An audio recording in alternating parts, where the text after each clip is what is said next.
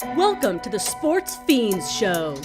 The show where, just like you, we can't get enough sports. The 47-year wait is over! And the Nuggets win it! Wilson throwing, it's up for grabs, and he's caught for the touchdown! And the Denver Broncos have taken Super Bowl 50. And the Avalanche are 2022 Stanley Cup champions! And a shot into the back of the net for Diego Rubio! Now here's your hosts, Arthur Knight. Plural. 1-0 Rapids.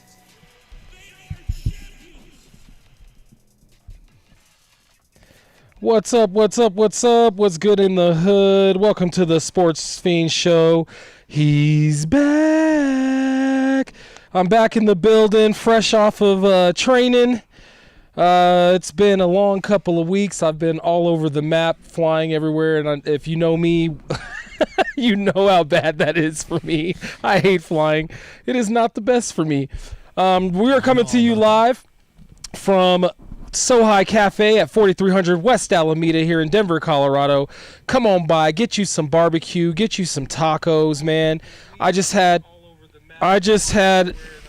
We are not professional here, as usual. I hear myself, and that's not supposed to happen. What? Where is that coming from? Unprofessional. Check everything. It's me. Hit your mute button. Bam. Mute button. Boom. Can't find it. Welcome back, Arthur. Good to have you back. Yeah, that was awesome. What are we gonna do? We're live. Immediately That's back live. on his game. What are we gonna do? Love it. I mean, this is nothing new to this show. Bro, Channel 31 does way worse. This guy flies across one time zone. He's got jet lag. His professional game's falling apart. Bruh, I'm telling you, like, this actually, coming from a television background, I tell you, this happens quite often. Things happen. Now, typically doesn't happen on camera, but Live. Live. But Just get your own rebound. Put back. It is what it is. You know what I'm saying? Anyway, we are coming to you live from 4300 West Alameda, Sohai Cafe. Tell Vinny the Sportz Phenz sent you. We are also being brought to you by IMV Vision. INV Vision is devoted to offering affordable and fashionable eyewear. INV Vision is your eye care advocates. Their goal is to provide all with the education and awareness needed to make an informed decision about their health at their vision health. They are located off of Alameda and Buckley in Aurora, Colorado, but you can call today at 720-762-4290 or book online at invvision.com. They take most medical insurance and Medicaid, so call or book today, 720-762-4290 or invvision.com. That's 720-762-4290 or invvision.com. INVVision, we see you. All right, and I see these two, man. These two, held it down for the past couple of weeks, and, mad respect. I was watching the show from my laptop, in Seattle. I was watching it when I was in Cali. Like I said, I've been all over the map, and I still have to go to Virginia in 2 weeks, so... and then I'll be done. Thank you, Jesus. But I'm grateful for, my promotion and my, what I got. I'm not complaining, Lord. I'm not complaining. Please don't strike me down and take everything all away. Like, I'm happy. I'm very happy. But it is exhausting to travel different time zones all the time. I don't know how some people do it. I know that people do it all the time. Heavy is the crown, baby. Come on. Yeah, sometimes it's good to be the king. Most times heavy is the crown.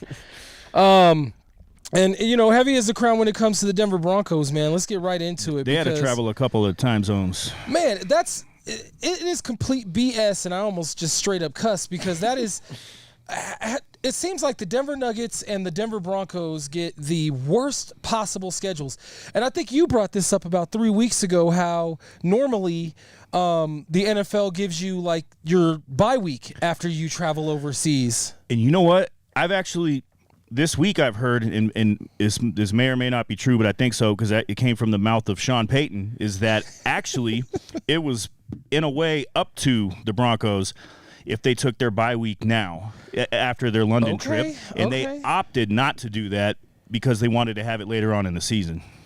Because they just played the Jets. That means they just had their bye week. Like, I don't know what else you want there. I don't know about all that, man. Yeah, I don't know if that was a straight up bye week, but it was iffy. It was very iffy against arguably the worst team in the NFL right now. Should Broncos Country be worried? Should we be worried? Is there a concern for the offense didn't look bad. They really didn't look bad. It's just they couldn't put points on the board. They didn't look good either. I mean, yeah, I was gonna say, what do you call it? Yeah, like, I wanna use the whole excuse of the Euro trip and the weird time change and jet lag and all that kind of stuff. But man, they should have handled. They should have had a little more points on the board. That's like the 20th in defense as far as yards allowed with the Jets, and the Broncos just couldn't seem to really get any points. They did get 246 yards total, which isn't bad. But I mean, that defense in theory has is not very good. They got like more holes than Mark Sanchez. Or Marcus. More than he's about to have. Ouch. Yeah. I mean, the play calling is one thing you could talk about with obviously Cortland Sutton finishing the game with one catch. Right. Nobody else outside of Evan Ingram finishing with.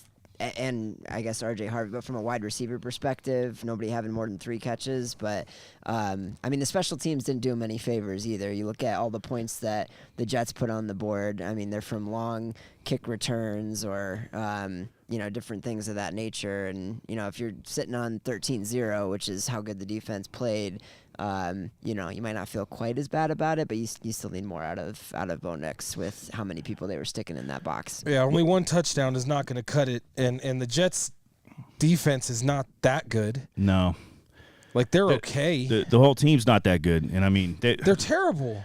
They're the worst team in football right now. Sincerely, and I'm not trying to be over exaggerate or it's just 19 out of 30. At least coach is not having him throw 40 passes anymore. They still won with him only completing 19 of 30 for 174 yards. That's a starting quarterback on one of the top teams in the league right now at a 90 QBR. That's not okay. He hasn't taken too many sacks, though, so I'll give him that. That defense wasn't able to get to Bo Nix but once. But J.K. Dobbins, 14 rushes for 40 yards. Bo Nix had half of that. They didn't get anything from Harvey. Harvey still seems to think he can break it to the outside every single time. Every time they hand him the ball, you can tell by his body language, bro, that he's trying to break it to the outside every single time. Rookie mistake. He's a rookie, and they hitched their wagon to him. I think that they should give what's that boy's name? He's got the weird ass name.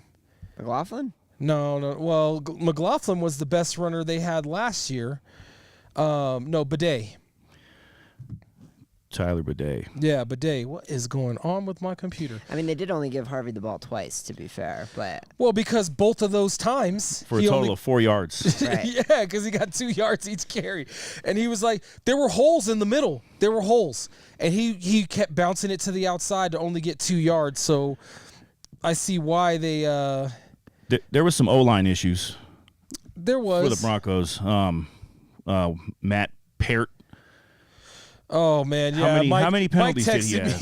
Mike texted me. Left guard, what right? did you say? You said he's the new. He's the new old Garrett Bowles. Yeah. Yeah. But here's something interesting. He apparently tore his MCL on the third play of the game, and then continued to play every single offensive snap for the entirety of the game. Damn. Some may suggest that that could have affected his performance. I don't know how that necessarily leads to a whole bunch of holds. Well, I could see if somebody got past him because they had a quick step on him and he had an injury. He's trying to hold on to him so he doesn't fall to the ground. He was holding on for dear life, yes. So, in one way, watching the game, I was pretty upset with him. But then in retrospect, that's pretty admirable, I guess, to kind of play the whole game with your knee blown out. But I'm not sure if that's an excuse. Yeah, it's one of those things where if you're, appreciate the heart, but like if you're going to be out there, you gotta play to the standard. If you can't play, you gotta let somebody else get the reps. Let somebody know and get somebody in there that's fully healthy. I mean, he didn't play terrible. There was some line issues, and they didn't play terrible though. The defense showed up as usual. -10 passing yards for the Jets. Here's my thing about the Denver Broncos defense though. They only have 2 interceptions on the season, maybe 1. Yeah. And they have 2 of the best. I'd say, obviously the best corner in the game. And then he has no INTs, right? Or no, does he have the one? No. I think it's McMillan or somebody else has the it's one of the safeties that has I think it's Jones that has the interception. But either way, we don't have, or the Denver Broncos defense doesn't have a lot of turnovers when it comes to interceptions. I think they forced 1 forced fumble as well. It's a bit concerning to me that this defense is as good as they are, and yet they can't get turnovers. Sacks galore. Brandon Jones. Yeah, he has the one. It is Brandon and Jones. Then, okay. 4 forced fumbles. They've recovered 3 of those. Okay, so. 4 forced. I was wrong about the fumbles. I thought they had less, but that's still pretty. That's only 3. Would you say 3 that they recovered, and then 1 INT? Yeah. That's 4 turnovers in 6 games. That's yeah. With this defense, they should be getting at least 1 turnover a game. You know what I mean? Yeah. Dre Greenlaw is limited in practice, but I guess he looked pretty decent. Cortland Sutton said he was kind of killing it in practice, so maybe Dre Greenlaw comes back either this week or next week. Well, I saw a report that I saw a report that they were bringing him back this week. So. Well, that's what they're saying, but Sean Payton was. Yeah, Sean shot didn't that want to down say quick. anything about it. Yeah, I think Vance Joseph said something about maybe part-time, limited snap count, that kind of thing. I'm sure the guy's itching to get out there.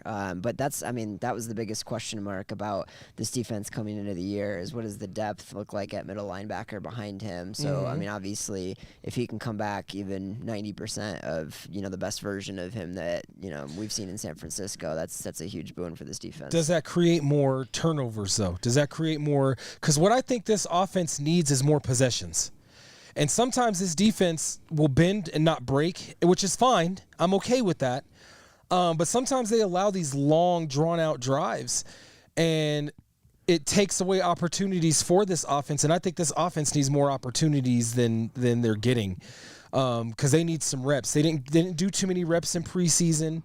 And they need some reps, man. They really do. They need some reps because them not getting turnovers is not good. It's just not good. All these sacks though are good. All these sacks. Yeah, the sacks are crazy. Coop got a defensive player of the week this week. The week before that it was Bonito. So you just got to be a little concerned though, because with the other 2 phases of the game are not doing any favors to this Broncos defense. Correct. With these inability to stop the returns is giving them short fields, and then so the Broncos are with the 3 and outs, and then maybe Bo Nix seems to really like the no huddle sort of tempo offense, and so that makes for a short drive, and if they're in a 3 and out, or they're ending up having a punt. They're not using any time off the clock. Defense is sitting there wiping their brow oh, we gotta go back out there already. You know what I mean? Right. And any defense, I don't care how good you are, will begin to fold. Yeah, I mean through the season, it's a long season. That's not a recipe for any sort of help for that defense. You know what I mean? Agreed. Yeah. Agreed. Yeah, especially when you've got, guys like Ufanga and obviously Greenlaw that have, they're the backbone of your defense, and they have an injury history coming into the season already. Right. You don't want to force the issue there. It's tough. I'd say your best defensive player is obviously still Pat Surtain, and you're only going to get so many turnovers from a guy that they are just simply not throwing the ball in the direction of, period, right? And turnovers are always somewhat tied to luck. I'm not saying that you shouldn't expect more, especially with how hard Ufanga's hitting guys in the back there. More fumbles and stuff like that. But Greenlaw will make a big difference with that side of it. The Broncos have, I think they're number 1 in QB pressures, right? So how are they not turning that QB pressure into turn? That's how turnovers are generated, right?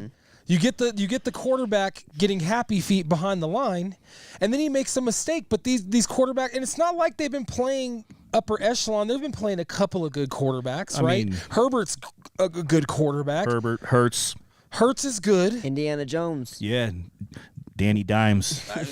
Danny Dollars. I mean, he's looking good so far. Top you think five it's a fluke? QBR in the league. I was this a year. big fan of Danny Dimes when he was with the Giants when he first came in, and I liked the name Danny Dimes because the boy can spin it. But I consider is he up there with, He's played like he is this year. Obviously, Right. You got to sustain it. It's like looking at the first half of last year and saying Sam Darnold's a top 5 quarterback in the league. Like Right. you gotta look at the larger sample size. you got to look at the macro of the situation. But the version of him they got and the version of him he's been this year is a very good quarterback for whatever that's worth. Well, and then the Broncos did get Malcolm Roach back, which was great. That dude clogging up the middle. I think that was their saving grace because Breece Hall couldn't run anywhere. Like, he couldn't run anywhere. And that's one of the top 5 running backs in the league. Like, he was shut down. So having Malcolm Roach in there, so having Greenlaw, maybe you're right. Maybe that'll, generate more turnovers, but Yeah, it's interesting to look at Breece Hall's game relative to J.K. Dobbins.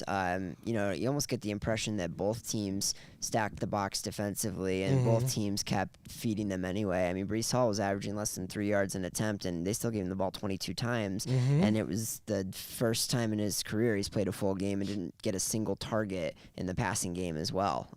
So just a bizarre game from an offensive standpoint for both teams, really. as opposed to the Broncos just rushing 14 times. He only got 40 yards, I mean, 2.9. 14's a lot for Sean Payton. Like, I mean, it for one is. back. It is. Especially when it's not working, especially when it's under 3 yards a carry, and Bo Nix didn't have like a single passing yard until that field goal drive as far as the second half is concerned. It just felt weird that they were struggling so hard against a team that is so bad. Well, they stacked the box, and Bo Nix didn't make them pay for it. And it's the one time Sean Payton didn't decide to throw the ball 40 times, to your point earlier. You got to wonder what's going on with that and how much control Bo Nix even has at the line of scrimmage this season. Facts. Is Sean Payton like overcompensating? Everyone's been on him about running the ball more, and he's trying to find that balance maybe. Well, I mean, 14 rushes doesn't signify that at all. It doesn't speak to that. Well, they had 26 attempts as a team, too. I mean, just the fact that they were in the vicinity of 50-50, 26 rushes to 30 passes. But most teams, your bell cow runs it, 20 plus. Sure. Somewhere between 20 and 25 rushes, and then everybody else picks up the scraps after that. Yeah. And I think the Denver Broncos running back has been yet to rush for 20 attempts this season in a game. Maybe one game. When he got over 100 yards, right? I think that was the one game where he rushed over, or he had 20 plus rushes and ended up getting 100 plus yards. So he needs to lean on that running game a lot more. Yeah, he hit 20 against Philly, but the game that he had 100 was against Cincy. He did it on 16 attempts that game. Oh, wow. Yeah.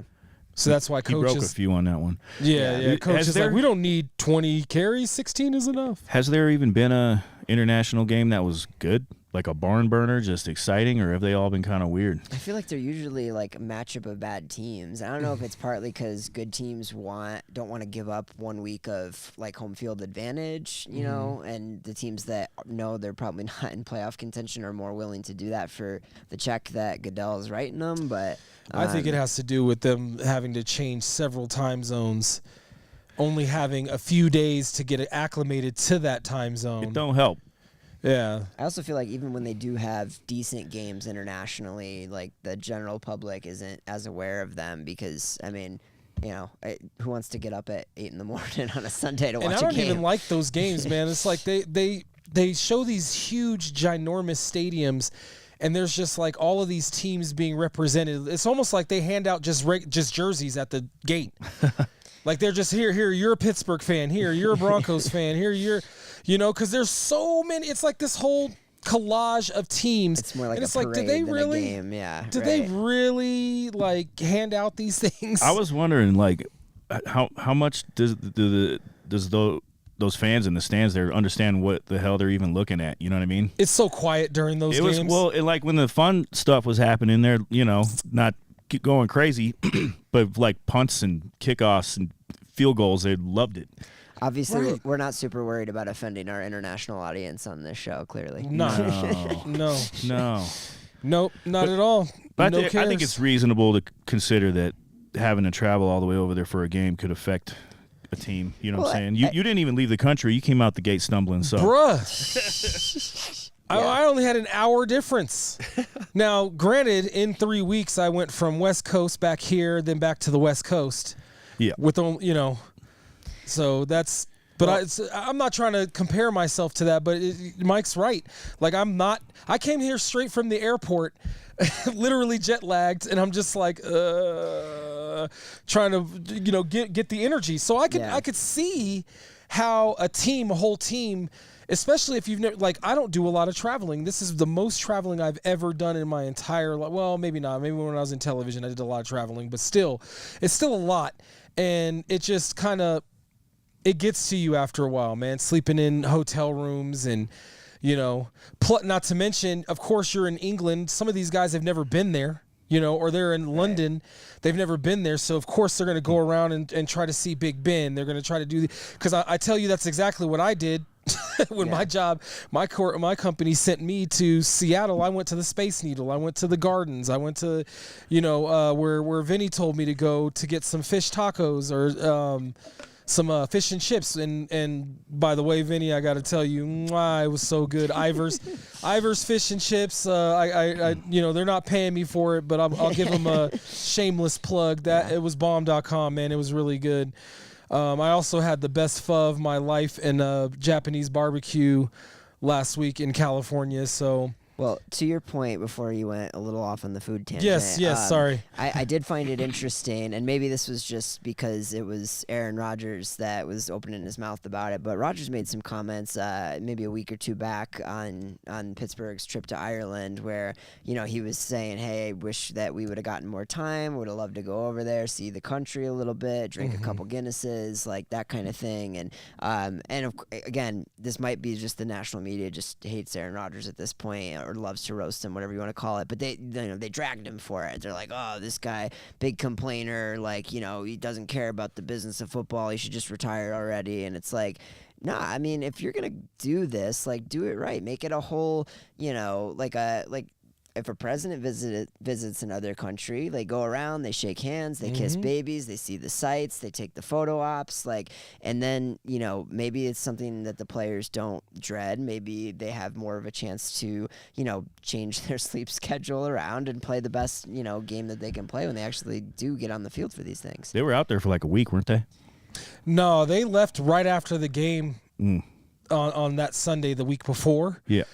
So I guess, to your point, they were out there for a week. But also didn't Sean Payton had him staying in like a castle like 45 minutes out of London. He They were does like weird They were stuff. kind of holed up, and and the rumors are that he was encouraging them not to sightsee and not to No. travel. There was a mandate that they were not allowed to do it. I heard that a couple people still got out and were able to obtain cars somehow and get into London and maybe go see Big Ben or whatever. But the kind of Sean Payton was just trying to keep him locked up in an old ancient castle. Yeah. You know what I'm saying? And there was together. like some quotes from like Bo Nix. He was saying, they don't have the resources or like the ability to the facilities are clearly not like what they're like at home and all that kind of stuff. I even heard at one point they were like did a practice just like on the lawn of the castle.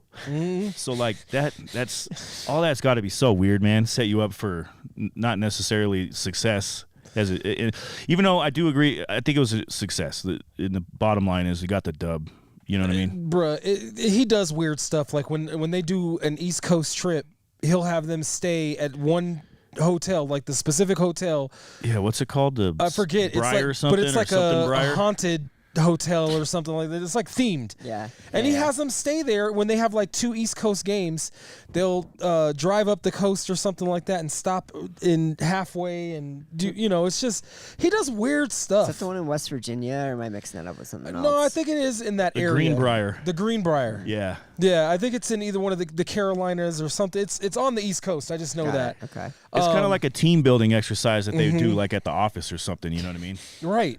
That like nobody wants to do. Well, whatever they were doing from a team building perspective in that castle, it didn't lead to any help for the offense, at least. No. So, No, I there mean, was the no overwhelming defense help. seemed to do well with it. I maybe the castle team is it's defense oriented. I don't know, but it's definitely maybe worth revisiting that strategy if you're Sean Payton. 13-11 is a baseball score. It was a bad game, man. It was a really bad football game. Well, Like, and then there was a bad call when they called the holding call and gave the because it should have been 13-9. That's what the score should have been, but they gave him that holding call in the safety, the holding call for the safe. And I didn't even know. I knew that if you did intentional grounding when in the Holding thing, too, yeah. if you step out of the back. And I'm pretty well versed in rules. I was not aware that holding in the end zone was a safety. I really was not aware of that. It threw me off. It's fine if you're not aware, but if you're an NFL offensive lineman, you got to be aware of that one. You do have to be aware. Because I feel like there are penalties that you can say, okay, like this was not as bad as if I hadn't committed it. Like holding's an ugly one, 10 yards is a bad one, but if it's the difference between your quarterback getting his clock cleaned and losing that same 10 yards Right. and saving the down, like there are times where, okay, like he had to hold like that, that makes sense. Right. But like there's no scenario where, it's just automatically going to be 2 points and a safety where you hold at that point. Like if you have to take the sack at that point, give your quarterback a chance at least to make a play. And they did keep Nick's upright, but one thing, not to go on a tangent here, but one thing that has been bothering me with Bo Nix when it comes to those type of things is he's had at least 3 that I can recollect off the top of my head right now, intentional grounding penalties that have killed drives. Killed drives, man. Use your legs, get outside the tackle, and throw the ball away. Or take the sack. There was one of them I didn't like, to be fair. But yes, it's a bad penalty to get more than once in a season. It's like he's consistently getting it. And mainly it's because the ball's not getting back to the line of scrimmage. It's not even that there's not a receiver in that direction. It's not getting back to the line of scrimmage. Take the sack or get outside the tackle and throw the ball away. Stop doing that, man. I get so frustrated. Especially when you're a mobile quarterback. It's one thing if you've got Brady legs. I'm saying, or you're Peyton Manning back there and you're a statue. I get it. If you're Peyton Manning, you're just going to take the sack.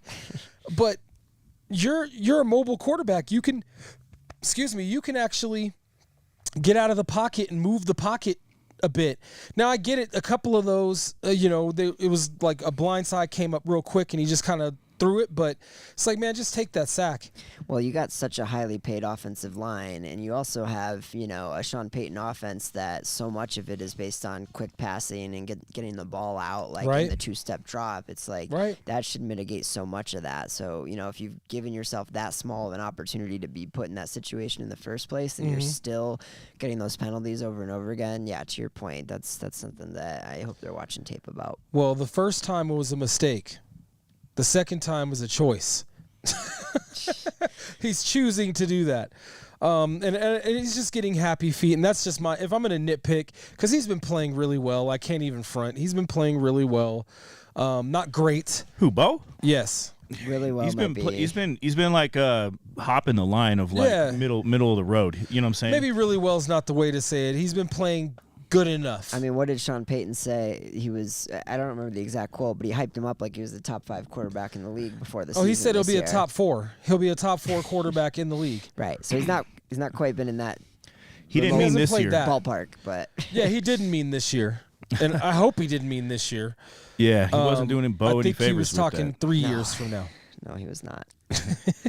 And Bo, like I said, Bo has a good offensive line. You could argue about the depth of the weapons, but I mean, he's one of these young guys stepping up away from having a very respectable set of weapons on this offense as well. He needs a wideout, because like you pointed it out when we first started this conversation that Sutton had 1 catch. but that was on 3 or 4 targets. So it wasn't like he wasn't getting the getting the ball thrown to him. He was. He just wasn't either he was in the wrong position, or Bo Nix overthrew him, or he dropped it, and it was just Bo Nix still doesn't have that number one receiver. I love Courtland Sutton, and I hope Broncos Country doesn't take this the wrong way. But Courtland Sutton is not a number one wide receiver. He's a top tier second guy. Like, he's an above average second guy. Like if you were to compare the tandem in like Jamar Chase and what's his name in Cincinnati. Both of them are a tough comparison. Well, no, but I'm saying both of those wide receivers are number one wide receivers. Sure, yeah. So if you took Jamar Chase off of there and put Courtland Sutton, he'd still be a top tier. I'm just saying he's an above average player, but he's not an elite player, and he's not a number one. He's a number one in the hearts of the Broncos fans. And that's it. Yeah. I mean, so depending on how you want to look at this, right? I mean, would you put Courtland Sutton as a top 15 receiver in the league? No. Top 20? No. Top 30? Yes. Top 20? You wouldn't put him top 20? No, he's like a top tier second string or second receiver. I don't know if you're naming 30 receivers better than Courtland. Yeah. Hold on. I was going to say. And you got to understand, Bo, like I said, with the inconsistencies of Bo Nix's performance so far this season, that he's not necessarily doing his receivers any favors. He's overthrowing, Boverthrow. Boverthrow. So there's that too, A lot of it's got to do with Bo Nix got to tighten it up. His wave back and forth, from good to bad is so wide. He's got to narrow that down and put a little bit more consistency, especially through the air. Sutton is exactly 15th in the league in receiving yards right now, for what it's worth. Okay. Yeah, see, I was going to say top 15 to 20 in the league. And he's having a great year. So, that's fair. And that's the conversation, right? Like, what do you mean when you say a number one wide receiver? Do you need to have a Puka Nacua, Jamar Chase, Amon St. Brown, Justin Jefferson, like one of those type of guys to win Super Bowls? Or can you have a top 15 guy as your number one guy if you've got a versatile enough offense, right? If you had another weapon in the catching department, tight end, I don't even care if it's tight end or if you have a running back that's catching passes out of the backfield, then that creates a better situation for Sutton. But Sutton's not good enough, in my humble opinion, to be bracketed or double teamed and still be Jeffries. He can make some really tough 50-50 catches. That's kind of his specialty. He does. He's doing this at number 15 with not having. And a couple of his touchdowns were on two different cornerbacks. Right. I get it. There are a couple of his. He's still ranked 21 in a lot of different. I've looked at this one and I've looked at another one. He's ranked like 21st, and so that's why I said top 30. Yeah. I top 30. I think to your point, like. Is he a serviceable number one? You could argue about it, but I would argue yes. Is he a elite number two option? Absolutely. He's a Super Bowl level number two option if you had another guy like that. Nobody's walking through that door though that's gonna come in and be better. If you look at those top 20, they're not guys that those teams move, right? And so no, none of them guys are moving until they hit a ceiling of a financial burden for the team like Cincinnati's going to hit next year. Right. So really what you're looking at is out of your other options, and specifically out of Troy Franklin and Marvin Mims, right, is one of those dudes capable of stepping into that, top 30 in the league type of receiver threshold? Because right now, neither of them are anywhere near the production Courtland Sutton's capable. All right, so I'm going to skip a few of these because these are obvious, but I'm going to ask you guys, and just if you take Sutton over him, Okay. I'm not going to do Jamar Chase. You're not going to take Sutton over Jamar Chase. I'm not going to do Jefferson, okay, because those are obvious. Puka Nacua. No, obviously. Okay. Nico Collins for the Texans. Y'all are crazy if you're taking Sutton over Nico Collins, I have to think about it, but yeah, Nico Collins probably. But there's more depth in that wide receiver room as well, which helps everything that you see out of him as well. But go ahead. That's fair. That's fair. Point taken. Continue. Malik Neighbors for the Giants. No. Okay.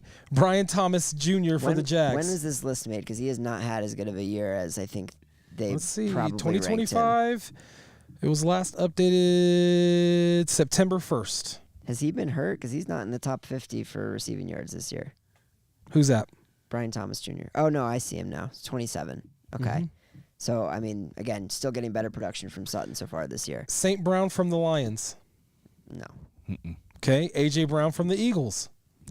I mean, Yeah, just because he's a jerk. yeah, A.J. Brown's not the guy you want in your locker room right now. Okay, we're not talking about locker room presence, fellas. I'm talking about, like, talent on the field. A.J. Brown is 47th in the league in receiving yards. Yeah. And that's why he's crying right now. Right. He's not getting the ball. So. Because he's better than that. He is better than that. He is probably better than that, but is it worth having in your locker room? No. C.D. Lamb. No. T. Higgins. No. Mike Evans.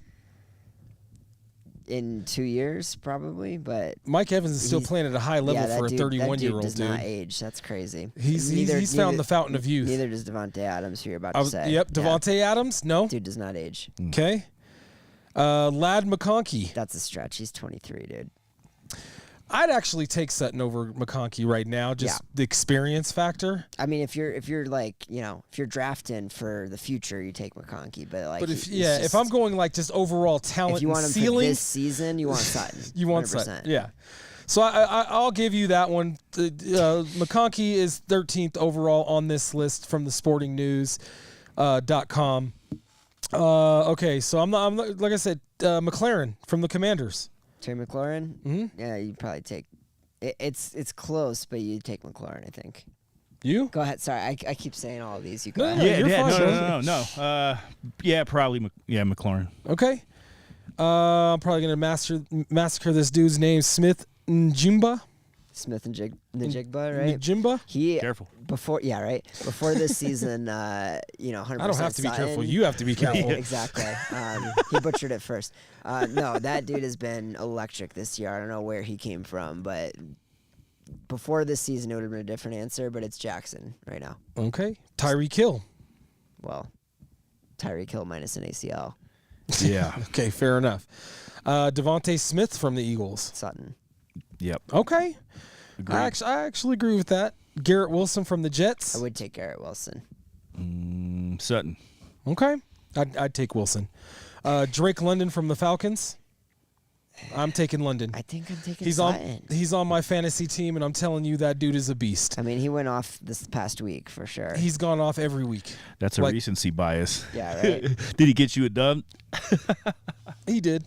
He's No, having, but he's consistent. Like every week he's consistent. I think he's only had one bad week, and I think the team itself had a bad game. well, and I forget how young he is. I mean, he's gotten a lot better. Like last year was his first year cracking 1,000 yards, but he was almost at 1,300, and he's on pace to do the same this year. That's what I'm So, saying. yeah, Like no, he's playing lights out. that So I'm dude's- taking that dude's him. a baller for sure. Chris Godwin from the Buccaneers. He can't stay on the field. Yeah, he's hurt. And Sutton does. So we're moving Sutton one spot. No, No. Yeah, we called out a Six few spots. of those. Yeah. 6 spots. Yeah. To Okay. 13th, 6 spots. That's 7 spots. That's what I'm saying. So you got him in the top 15-ish range. Yes, like are there better options to have at number 1? 100%. What about but Marvin Harrison Jr.? That's another one that's like higher ceiling, lower floor. I would He's say. he's ranked lower than Cortland on this list. Yeah, because he's been inconsistent. Well, would you take still. him? Would you take him over This season, I'd take Sutton. Sutton. Long term, Okay. I'd take Harrison. DK Metcalf? How old is he now? 27. That's it. That's it. He's been good. He's younger than Sutton. Yeah. Yeah. And that's the top 27, I guess. That's such an odd number to end on. I still don't think Or you're being. 25, like I still don't no, think you're top being 25, fair. really. The position relies heavily on someone else to have a performance. Right. You Absolutely. know So what I'm does saying? every There's a position but synergy. the quarterback. Well, no, even the No. quarterback relies on the Yeah, offensive line to give him time. Every position does, but Well, nothing more. How than about this? Like Bo Nix doesn't look bad sometimes because of Cortland Sutton. right. Okay. You know what I'm saying? Okay. All right. In fact, I think we're talking about, Mims would look a lot better right now if Bo didn't have some hiccups in some key plays so far this season. You know what I mean? Mm-hmm. Yeah. I think you have to throw the offensive line out of that equation because every position on offense needs the offensive line to be successful, right? But like a quarterback can get away with okay weapons if they're elite and they have good play calling. A running back, you could have Brett Favre handing the ball to you if you've got the blocking. It doesn't matter. But the wide receiver, like current Brett Favre, current like Brett right now, like if you gave me the best offensive line in the league and you gave me I don't know, felony fraud Henry, charge. if you Brett had Favre? Henry in the back, as a running back, prime Derrick Henry, and have Brett Favre right now hand him the ball, he could still get you 5 yards carry. Brett Favre has a walker, dude. Like you can't. Troy Aikman. Troy Aikman, Troy there you go. Aikman, man. Joe Come on. Namath, go all the way back. Why Troy not? Aikman barely knows how to say his name. He's not that bad. He's growing on me. Like I'm liking Troy Aikman better the more I see him, and I'm liking Tony Romo less. Like it's I don't like real Tony bad. Romo at all. I promise you, the amount you like Troy Aikman is based on how biased he is for or against your team. Because that dude does not hide his bias well, and neither does Joe Buck. As a Packers fan, those two are the most pro Dallas, anti Green Bay. I can't watch a game with them. It's awful. Like it's one of those things where it's like they get a 4-yard carry and it's like and a gain of 3 yards, like but every play. You know what I mean? Like, Why are you trying to short sell them yards, dude? that's what I'm saying. It's the little things. Come on, Troy. It's a 50-50 penalty call. Oh, that was clearly offsides on Green Bay. You guys got to It's give like, him the benefit all of the doubt. He barely remembers his name, bro. So it's just like he only remembers that the Cowboys is his team. And he still thinks he plays for the Cowboys. It's not his fault. Speaking of old quarterbacks, what do we think about the Depends Bowl happening as we speak? What? The Geriatrics Bowl? The Icy Hot Bowl. When it was 10-0 5 minminutes ago. Yeah, it was 10-0. All of a sudden, it's 14-10. I was getting ready to anoint Aaron Rodgers as in his third renaissance, back in his prime at 5-1 here. But now looks Joe like they got Flacco's work to carving do. him up. Yeah. Oh man, How crazy is that, bro? This is my thing, and I know Packers bias and all that, and I already brought up how the national media hates Aaron Rodgers, but the demise of Aaron Rodgers is totally overblown, and the awfulness of the Jets franchise was totally underappreciated in what you saw from him last year. That's all I'm going to say. it was like a perfect storm of him, with so many foot and mouth situations at the same time that He's he blew out smug, his dude. ACL. He's smug. Yeah, he's smug, and he's not the best version of himself anymore. And they turned that into he needs to be in a retirement home. And it's like you put him in a good organization with the right pieces around him, and this is what you get. Yes, they're down 4 right now, but they are still 4-1. They're still probably the favorites Everybody to win this game and go 5-1 and win that Everybody division. wrote them off at the beginning of the season. Most of the pundits on ESPN and Fox Sports 1 and all of those big names, they all were saying that Pittsburgh, this will be the first time Pittsburgh doesn't make the playoffs since Mike Tomlin has taken over for the Pittsburgh Steelers. Yep. And they're 4-1. Is Tomlin the longest tenured coach in the league right now? Yes. I think he is. Yeah. And now that you've got, obviously, Cincinnati dealing with the Burrow injury, Baltimore dealing with the Lamar injury, and whatever the heck else is happening in Baltimore this year, and Cleveland just being themselves, right? I mean, you're realistically, whatever happens, it's hard to imagine a scenario where Pittsburgh doesn't host a playoff game this year. Right. I mean, They're going to win that division. with a 41 or whatever year old quarterback. They're going to win the division. I believe that wholeheartedly. I was even one of those people that might have been skeptical because I didn't think that Aaron Rodgers would come back and play as well as he has. And he hasn't even been playing stellar or anything. He's just playing within the confines of what Pittsburgh needs him to do. That's all it is. He's in the pocket. He's smart. He's consistent. You know what I'm saying? You don't need him to be prime Aaron Rodgers, but guess what? The guy has got the best all-time touchdown to interception ratio in NFL history for a reason. He's gonna make smart decisions, even if his reaction time's a little slower, and his arm isn't quite as. He's not throwing it down the field as much. Yeah, he can't quite throw the 60-yard Hail Mary like he used to, but he doesn't need to. Yeah, they don't need him to. He's drinking from the same fountain Tom Brady was. Right. He's doing exactly what Pittsburgh needs him to do, and nothing more, nothing less. And that's. And their record speaks volumes to that. And that good for him. Good for Aaron Rodgers, because I think the situation in the Jets, I don't know what happened there, but that relationship deteriorated so quickly. It was kind of like he met the Jets on POF or something, and then when he was. Look, he just gave me a cracker. Yeah, like, have you ever met anybody on Plenty of Fish, dude? It's there's pee in the dating pool when it comes to POF. Ew. So it's almost like he met them online, and he got catfished, right? He got catfished by the Jets. They were supposed to build this team around him. They were supposed to do this thing, and he got catfished.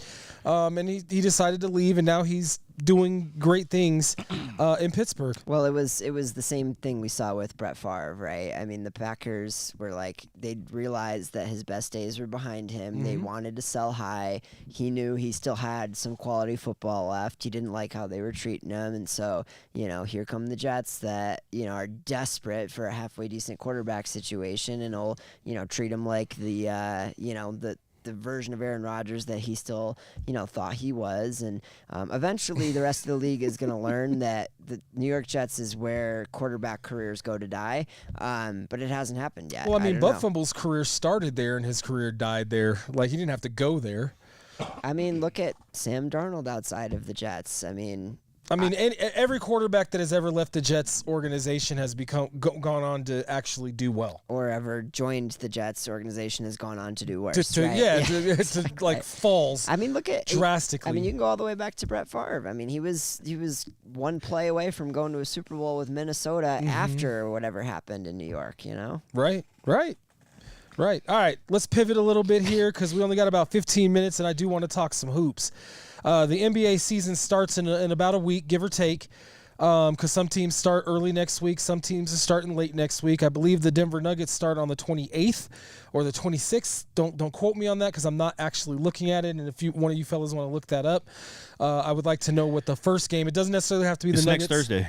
The first game of the season, Saturday, period. Yes, the 25th? but the Nuggets is next Thursday, right? Yeah. What is that date? Saturday the 25th, I think. No. No, Oh no, I they thought do it was play. Thursday They the play 23rd. The 23rd. 23rd against Golden Okay. State. Yeah. You're right. And then what's the first game of the NBA? It's they're Should be like the 21st or they're the 20th? they're the second game. The first game is Thunder Pacers at 5:30. Oh, so the Nuggets are playing the first the day. first night. of- Yeah. Oh, yeah, cool. exactly. So we are literally a week away. I was making a guess, but obviously it was an educated guess because I was. They That's really, right. They They'll be really at gave Golden us a finals rematch to start the season. That's At fun. Golden State, who just added Al Horford to the mix, which does make them dangerous. Yes, he's slow. He's older. He's not as good as he used to be when he first started with the Boston Celtics, but he is serviceable, and he's not a true center, but he can play center. Yeah. And they need that. That way Green can play the 4 instead of playing the 5. Horford's development of the set 3-point shot later in his career has allowed him to. It's not that he didn't benefit from his athleticism, but his game has aged well. But even outside of the Horford addition, I mean, the Warriors, if they weren't the best record in the league after the Jimmy Butler trade, it was second or third, and it was right up there. So they are absolutely a dangerous team, and they obviously figured things out with Kuminga, and they feel like they have every chance to win the West this year, or at least get a top 2 or 3 seed, and give OKC a hard time in the that West might be a playoffs. bridge too far. I do think that with the addition of Horford, they've moved up a few spots. Like, they're not going to be in the play-in this year. It's not about Horford. I'm telling you, this team was dynamite after the Butler edition late in the year. They made a push. They're an older team, and Right. that it's going to rely on health, and it's a long season, obviously, and it may be one of those situations where they decide to kick their feet up and coast to a 4 or 5 seed, and then turn it on for the playoffs. But I'm telling you, this They team, also got Seth Curry, so the Curry brothers are playing Oh, they did. on the Yeah. same team. That's funny. Could you imagine that starting? If that's going to be tough. They're a deep team. They're well coached. I agree. I don't think they're going to be in the play-in like they were last year and the year before and in the years past, the past 3 or 4 years. I do think they move up to a few spots, but I don't think they make it to the top 4. I think they're in that 5 to 7 range. just barely out of the play-in with the additions that they have. I could be wrong, but I do think that they're going to be a tough out. They're going to be a very tough out. The Denver Nuggets are going to be a very tough out, though, too, man. I've been watching them this preseason. A lot of it is not televised, so I have to watch it from highlights. But Valanciunas, a lot of people have been saying, oh, you guys are talking all this smack. He didn't even want to be here. He's playing like he wants to be here. I've posted a couple of clips, and check us out on Facebook at Sportz Phenz. And don't forget to follow us on YouTube at Sportz Phenz. Like and subscribe and follow. But I've posted it. He's a center that knows how to play the center position in a backup role. Like, I honestly think the Nuggets are going to come out on fire. And I'm not trying to be a homer. I'm really not. I know I am, but I'm not trying to be in this sense. I really do think the Nuggets are going to come out on fire. Like the way Jamal Murray is playing. He had 30 he seems points. like he's in shape. He had 30 points against the Bulls. Right. And in limited minutes. Yeah. So he looks like the Jamal of old. He looks like he's buying in. I can't remember. I think it was. I can't remember where I saw it, but they showed a list. I think it was on Facebook. They showed the roster of the Denver Nuggets, their first and second string, right? Everybody in the pictures was smiling except for the ones that won a championship a few years ago. Jokic was not smiling. Jamal Murray was not smiling. I don't think he has those face muscles, though. Who? Jokic. Are you serious? What? Oh, okay, you're being I'm like, wait a minute, what? Did you not He's see the him Joker. win that horse race, man? Oh, that's Right, true. That's true. right. At the horse race, those muscles come out 100%. Yes, yeah. yes, he has those muscles. Or when he hit that one buzzer beater too. But Right. yeah. from But like half but court. but the thing is that like AG was not smiling in that picture. Like they almost look like mugshots. CB was not smiling. Every other player that was not a part of that team, They're happy to be here. they're just happy to be here, man. I think it's contingent on a lot of things, and the biggest question mark would be like Adelman, like finally like able to implement his game plan 100%, and they did great in the playoffs, but he wasn't. I don't think that was necessarily. He was flying by the seat of his pants. Yeah, but it seemed to work, and maybe that'll be part of what it is. I know they're trying to slow it down. The Nuggets are a fantastic transition team, but I feel like he wants to slow that down a little bit, and I don't necessarily know if I agree with that, but I guess we'll see how it works. But I mean, on paper, with the depth that they've added in the offseason, now I don't see how this team isn't going to be fantastic. There's going to be a little bit of growing pains, like you remember when like AG first joined the team, and like he wasn't doing. He was okay. He was good. He was a great addition, but it kind of took a minute for him to kind of decompress and like to maybe they had to figure out what role he was going to play. He went from being like had to be the guy, to having more of a role to play, He had to average 30 to 35 points a game, and then this team he only has to average 15 to 20. And so for like Cam Johnson, that's going to be something that he's going to have to adjust to. His role at Brooklyn was not the same as what it's going to be with the Nuggets. So, plus like playing with Jokic, I'm sure that's like something otherworldly for anybody, especially someone like Cam Johnson. So that Jokic makes the game so easy for his teammates. It's going to be an adjustment period, but I think that once everything starts to settle in, 15 games in, that we're going to really start to see them. They can't start out slow. They can't start out behind at all. But not in the West this year. No. Because OKC is still OKC. A lot of Western teams got better either via the draft or with trades or free agency. The West is stacked again. Every year this Western Conference is stacked. It's not going away, yeah. It's not going to go away. Because every team, speaking of like Westbrook just signed a 1-year deal with the Sacramento. Sacramento only needed like one or two pieces. Now, I don't know if Westbrook was that piece. We'll see. But it's like Sacramento was one of those teams that was like right at the fringe of being good. They're not great. Sacramento? They were Sacramento. sub 500 last year. Yeah, they might still be another piece or two away, I'm not saying that they were stellar or anything. The year before that, they were in the top 4. Right? So The they margins still are have very thin in the They West, still have too. DeMar Rosen. Yeah. They still have Levine.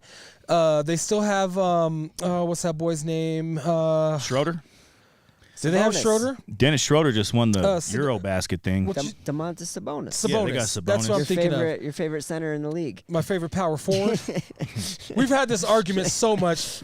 Yeah, he's one of the best centers in the league, but he's not a center. I don't think he's a center. He's a power forward.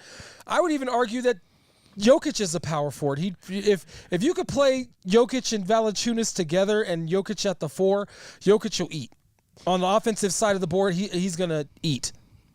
He already eats, but you know what I mean. Like in Jokic's case, and maybe I guess Wemby has changed this and Giannis has changed this, but it's just a hard time if you're over 7 feet and you're bigger, slower guy like that to look at you. Mm-hmm. No matter how good a shooter you are, is not a 5. Sabonis I know is smaller, but it's hard to look at a guy that gets whatever crazy amount of rebounds, 13 a game, usually in the top 2 or 3 in the league in rebounds, as not a 5 when that's where they're playing him. But I get it. Yes, he could slot into a 4 potentially in some lineups. It's such a fluid game positionally now. it really is. It's positionless basketball, and I get where you're coming from, but I really just feel like he's more of a wing player than he is a center. He just is, to me. Well, wing players or not a wing, excuse me, a power forward. Yeah, excuse me. Okay, fair. Yeah, because he's not quick enough. He doesn't have the shot to be a wing player. I think just to circle back on one point of this, I think it is going to be interesting to see how the slower tempo impacts this team. I don't necessarily hate it from the perspective of you have added some older legs in the depth that you've got. I mean, Hardaway, Valanciunas, Bruce Brown are great depth pieces, but none of the 3 of them are spring chickens, right? Usually slowing the game down helps your defense. You have more chance to set it, which was their big issue. Like you would hope that no matter what this team looks like, they're still going to figure it out offensively, even if they're not running as much as they have historically. I know that they don't want to get off to a slow start. I would just say don't hit the panic button if they don't beat Golden State to start the year. I think it's reasonable. I think the Denver Nuggets mean business, and that's why I pointed out the picture thing where everybody else is cheesing from ear to ear, and the top 5 players on the team are just sitting there like, okay, we mean business. Yeah. We are serious about this year. You're gonna see the best season of their career from guys like AG and Christian Brown And Jamal Murray. I think Jamal Murray becomes an all-star this year. I'm excited because he left the previous season 2 seasons ago injured, and then had to try to make it work for the Olympics, and then probably didn't have proper time to recoup, recover and rehab from that, and then started the season out, and he was hurt a bunch last year. Some say he went into last season out of shape a little bit, but he looks leaner, meaner, and I feel like he's got a better focus, so that's good. And then as far as the depth pieces that they add, yes, they are a little bit on the older side, but I think that actually having some depth is going to be good for not just the starters, because then we're not going to be going in the hole every time the bench hits the court. Right. But I think it's also going to be good for some guys like maybe Julian Strawther and Watson,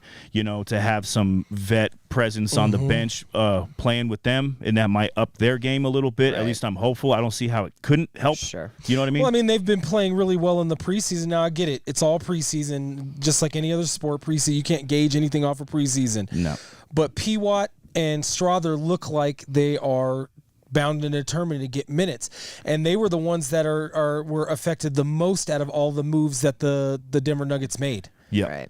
Yeah. Right? And they seem like they are very focused. Strawther was chucking up threes and making them in this last game against the Bulls. Dude, he looked like he couldn't miss. Doubles. He looked like he sincerely could not miss. He looks like he's focused and is. I mean, he has those games. The but Nuggets he needs to have have a those good games problem. more often. He does. Yeah. He does. He reminds me a lot of what's that boy's name? I'm drawing blanks on names now. We're at the end of the show and I'm just like, but he played with the Nuggets. He was sporadic all the time. Westbrook? No. I'm talking about when the Nuggets were the Carmelo Anthony era. I know you know who I'm talking about, dude. It's why can't I think of his name? Because he used to drive us nuts. His game was so up down. But he could shoot. He could really shoot. Why can't I think of his damn name? I don't want to waste too much time. We only got a minute left, but I He was a guard. He was a guard, if you can find it. A guard? All I was going to say was I would love nothing more than to see the Nuggets start the year the way the Avs have. Amen, brother. I did look it up. They are going into Golden State, and with Jimmy Butler and Steph Curry on the floor last year, 21-5. That's all I'm going to say. I believe you're talking about J.R. Smith. J.R. J.R. Smith. Smith, there you go. That's what it reminds me of, is J.R. Smith. Anything is possible. Bruh. That dude would shoot a shot that was just like, whoa, no! And then he'd make it, you'd be like, okay. Yeah. But you have to live and die with those shots, man. But I hope Strother's a better shooter than J.R. Smith. He's not a better all-around player than J.R. Smith was, but he's a better shooter for sure. And I think all they need him to do is be a 3-and-D guy, and he will thrive. I agree with you in the sense that I would love to see the Denver Nuggets start off real hot. I'm just going to call a prediction. I think they are going to go in their first 10 games. I think they will go 7-3. That's going to be their hot start. They will go 7-3 in their first 10 games, and then from there, it's just going to be like a death match or a grudge match, or however you want to say, it's like celebrity death match. A bloodbath. A bloodbath. They're going to run the table, man. I really think the Nuggets are going to be in first or second place when it's all said and done, and definitely will be in the Western Conference Finals. But with that said,